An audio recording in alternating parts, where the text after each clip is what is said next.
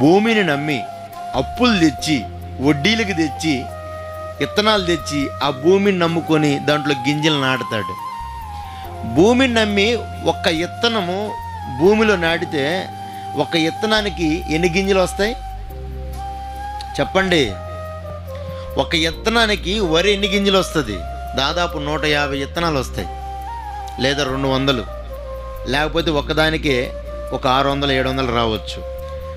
ఒక విత్తనము భూమిని నమ్మి ఆ రైతు భూమిలో నాటితే నమ్ముకున్న వాడిని వ్యర్థపరచకూడదని ఆ భూమి వాడికి తిరిగి 100 పంటిస్తే, ఆ భూమిని నమ్ముకున్నవాడు దాని మీద సంతోషాన్ని అనుభవిస్తే, మరి ఆ భూమిని ఇచ్చిన దేవుణ్ణి మనం నమ్మితే మనకి ఎంత పంట ఇవ్వాలి ఆయన?